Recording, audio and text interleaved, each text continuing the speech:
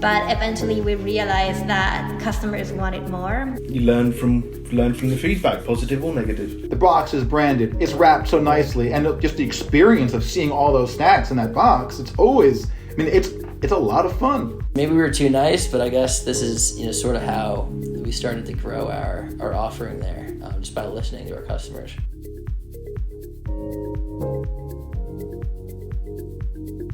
This is the story of SnackMagic, where we take a deep dive into a snack box gifting service, speak to their team, brand partners, and advisors to learn about how they went from making $0 in April 2020 to $20 million annual run rate by December 2020. In this episode, we'll be taking a look at how the team expanded SnackMagic's offering, including customization and digital experience, and what brands have to say about working with the ever-changing platform.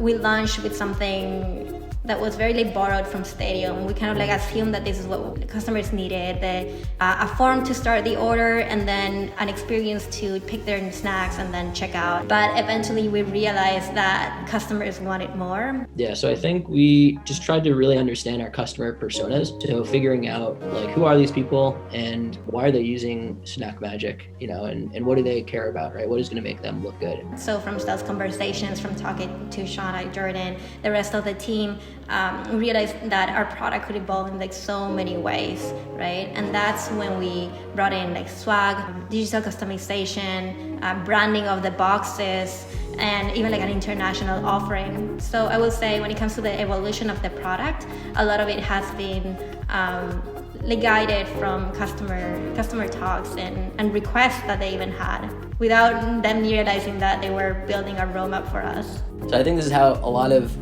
the offerings that ended up being on SnackMagic really happened. People would say, hey, can we include this piece of swag in a box? And we were like, yeah, sure, just ship it to our warehouse. Or they would say, hey, we'd like to do a custom box. Can we do this? And we'd just look into it and be like, hey, yeah, sure, of course we can do this. And then scramble to do it the next day. It's not just a box. The box is branded, it's wrapped so nicely, and just the experience of seeing all those snacks in that box, it's a lot of fun. We work with our partners to definitely, we'd like to include some of our branding, within the snack box, be it a sticker, a nice printed thank you note, something along those lines. So we like to ensure that all the recipient boxes have something that lets them know, hey, this is from SnackMagic. No, everything that we've done so far has been fully branded.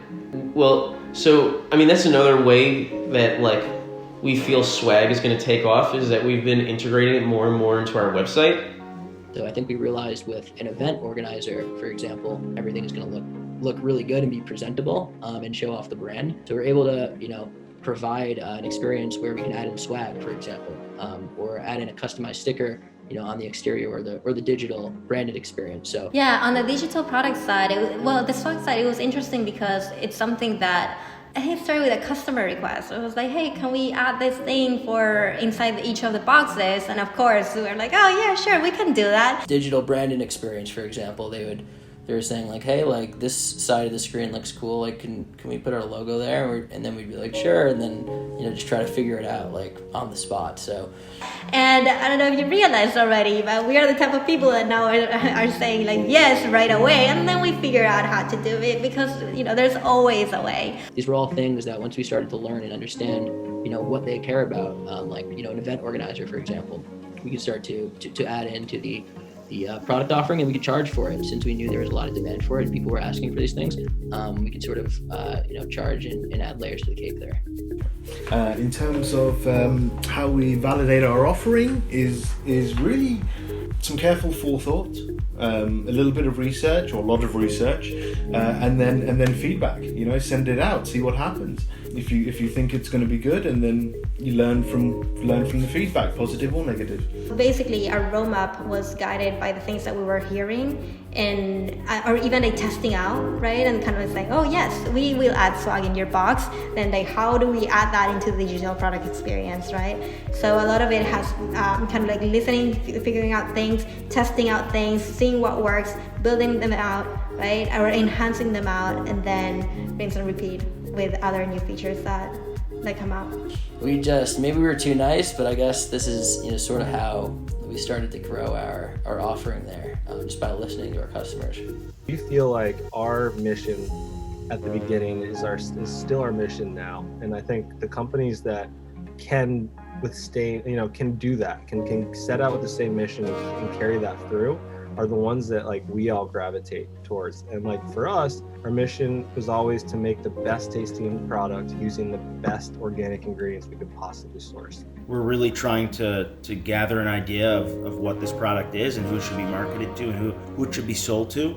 And SnackMagic, when I heard about it, I realized could be a great part of that. I know you guys yourselves were pivoting into this direct-to-consumer snack box space, and it seems like you guys must be doing an incredible job, because every time I'm at the warehouse, you guys are packed. While the food service business hasn't quite rebounded yet, the Hal's business, thanks to customers like SnackMagic, has certainly taken off, during this time, and we've been able to spread our wings a bit, which has been a blessing for not only myself, but for the business in general, for Hal's, where we've lacked in certain, again, food service areas, we've been able to pick up with customers like SnackMagic here and other distribution around the country.